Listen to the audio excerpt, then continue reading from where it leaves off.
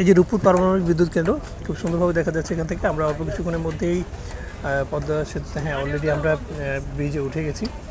আমাদের ট্রেন ব্রিজে উঠে গেছে। জায়গাটা অনেক সুন্দর, সাজানো গোছানো। আজ থেকে কয়েকশো বছর আগে, 100 বছরের বেশি আগে এখানে এই ব্রিজটি তৈরি করা হয়েছিল এবং উদ্বোধন হয় 1910 সালে। এটাও আজ থেকে প্রায় 120 বছর আগে এই ব্রিজটি তৈরি করা হয় ব্রিটিশ শাসনামলে। পুরো ব্রিজটি কিন্তু তখনই তৈরি করা হয়, মাঝখানে মুক্তিযুদ্ধে সবাই কিছু ক্ষতিগ্রস্ত হয়, এরপরে আবার মেরামত করে ঠিক করা হয়। আজ পর্যন্ত সালামতে টিকে আছে এবং খুব ভালোভাবেই টিকে আছে, কারণ এখানে দুইটি ট্রেন একই সাথে চলাচল করতে পারে। এর এক প্রান্তে আছে পাবনা জেলা, যেটা সেই বিভাগ, আর অপর প্রান্তে হচ্ছে কুষ্টিয়া জেলা, যেটি খুলনা বিভাগের অন্তর্গত। দুই জেলা এবং বলা যায় দুই বিভাগকে একত্রিত করেছে এই রেল সেতু। এর মাধ্যমেই মূলত দুই বিভাগের মধ্যে যতগুলো রেল এই ট্রেন আছে সবগুলো এই দুই বিভাগের মধ্যে যাতায়াত করে থাকে, এবং এই দুই বিভাগ পেরিয়ে ঢাকা যাওয়ার জন্য যে রুট, এই রুটটাও কিন্তু এই দিক দিয়েই। সুতরাং এই রেলপথটি অত্যন্ত গুরুত্বপূর্ণ একটি রেলপথ, যা ব্রিটিশ শাসনামলে তৈরি করা হয়।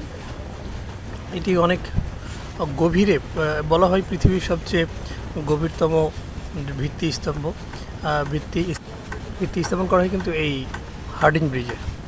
লর্ড হার্ডিঞ্জের নাম অনুসারে এই ব্রিজের নাম হচ্ছে হার্ডিঞ্জ ব্রিজ, যা এখনও হার্ডিঞ্জ ব্রিজ নামে পরিচিত। দেখছেন যতদূর চোখ যায় শুধু পানি আর পানি।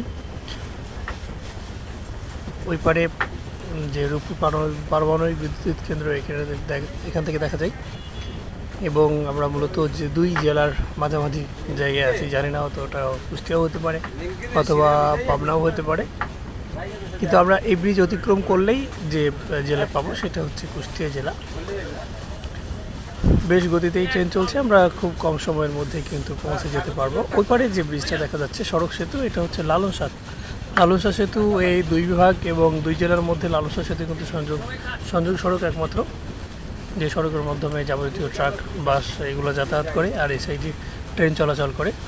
এই দুইটা পথই খুবই গুরুত্বপূর্ণ, এবং দুই জেলা এমনকি দুই বিভাগকে এই রেলপথটি সংযুক্ত করেছে, এবং সেই সাথে সড়ক পথ যেটা দেখা যাচ্ছে এই সড়ক পথকেও সংযুক্ত করেছে। ওই পারে হচ্ছে ভেড়ামারা উপজেলা, এই পারে হচ্ছে রূপপুর উপজেলা।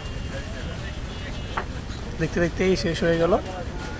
আমরা এখন অলরেডি পাবনা জেলা থেকে এখন কুষ্টিয়া জেলায় পৌঁছে গেছি।